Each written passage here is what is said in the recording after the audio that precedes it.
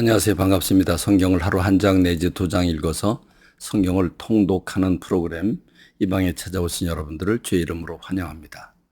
오늘은 구약 성경 신명기 28장을 함께 나누게 될 것입니다. 신명기 28장은 아마 성경 전체에서 가장 기반이 되고 기본이 되고 중요한 말씀입니다. 신명기의 구조를 보면 1장부터 11장까지는 이스라엘 백성들이 어떻게 출애굽을 했는지, 어떻게 하나님의 사랑을 받아서 여기 요단강까지 오게 되었는지, 그 모든 과정을 쭉 소개하고, 그리고 하나님과 더불어 어떤 언약을 맺었는지, 그 언약을 왜 어떻게 실천해야 되는지 하는 말씀들을 주고 있습니다. 그리고 12장부터 26장까지는 구체적으로 그 가나안 땅에 들어가서 무엇을 실천해야 되는지 평생 지켜야 할 법도와 규례들을 주고 있는 것이 12장부터 26장입니다. 여기에는 아주 구체적이고 우리가 실제 실생활 속에서 실천해야 되는 그 실천거리들을 아주 구체적으로 세밀하게 말씀 주고 있습니다. 우리 하나님을 믿는 사람들은 세상 사람들과 달리 어떻게 세상을 살아야 되는지에 대한 말씀들을 아주 구체적으로 주고 있습니다.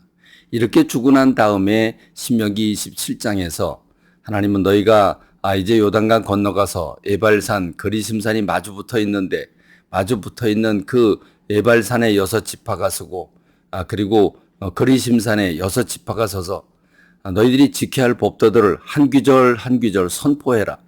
그 선포할 때 순종하면 복이 될 것이라고 하면 그러면 그리심산에 서 있는 6지파가 아멘이라고 응답을 하고 말씀대로 실천하지 않으면 이런 저주가 임할 것이다. 그러면 바로 에발산에 서 있는 6지파가 아멘이라고 응답을 하라고.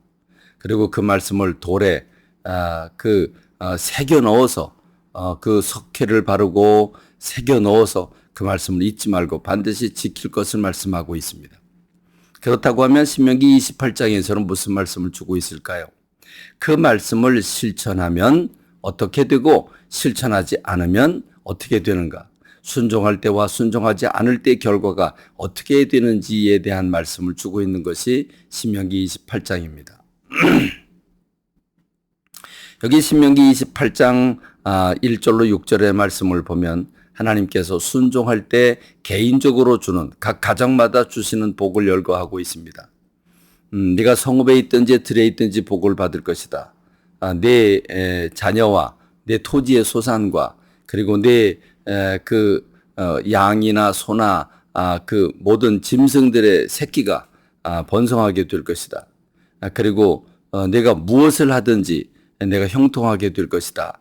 말씀하고 있습니다. 다시 말하면 하나님께서 각 가정마다 개인적으로 그 가정에 어디를 가든지 무엇을 하든지 그리고 그 자녀와 후손들에게 그리고 일하는 것 음식물마다 떡반죽 그릇에 복을 주시는 그 풍성한 행복을 가져다 주고 계십니다.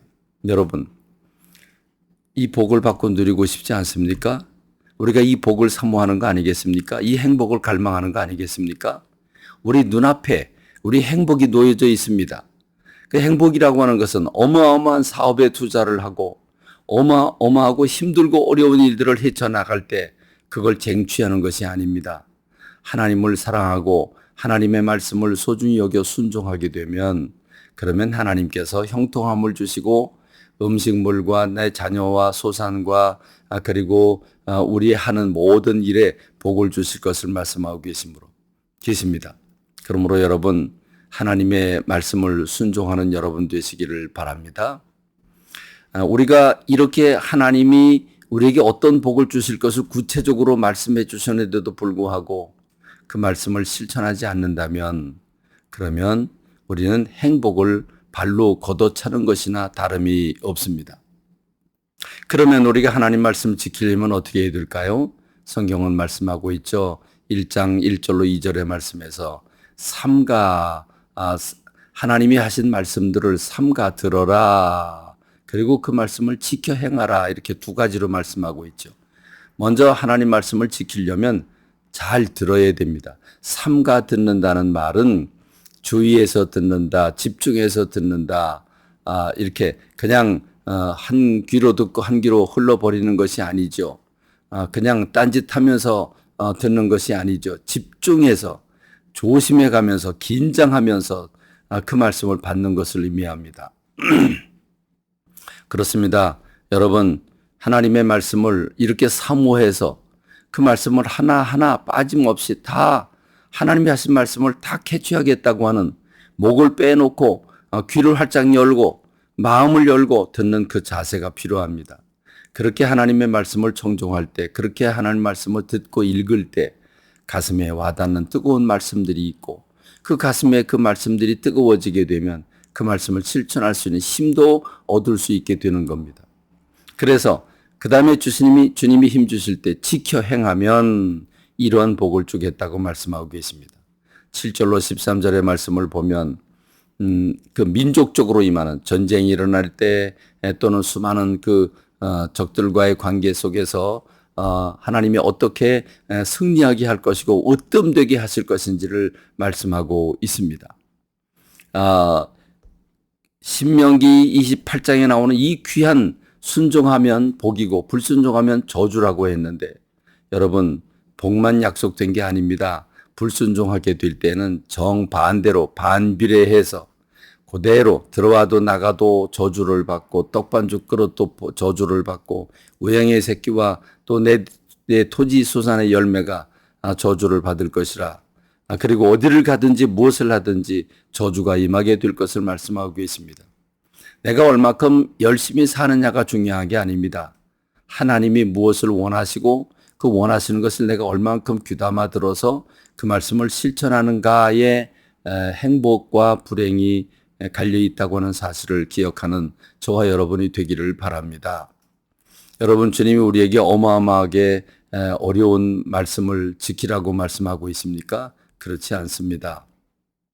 사랑하라고 하는 계명입니다. 서로 사랑할 때 행복해지는 건 당연한 논리 아니겠습니까? 그걸 법으로 주셨다고 하는 사실이 얼마나 참 감사한지 모르겠습니다. 하나님의 사랑입니다. 그러면 우리가 왜 하나님의 말씀을 실천하지 않을까요? 하나님을 두려워하지 않기 때문입니다. 네 하나님 여호와라 하는 영화롭고 두려운 이름을 경외하지 아니하면 그럼 실천하지 않게 됩니다. 하나님이 참 영화로우신 분이고 두려운 이름을 가지고 계신 경외를 받으실 분이라고 하는 사실을 알면 우리가 말씀을 실천하게 됩니다. 하나님을 멸시하지 맙시다. 하나님을 경홀히 여기지 마십시다. 하나님 앞에 두렵고 떨리는 마음으로 말씀을 실천함으로써 그 복을 받고 누리는 저와 여러분이 되기를 바랍니다. 감사합니다. 말씀 뵙겠습니다.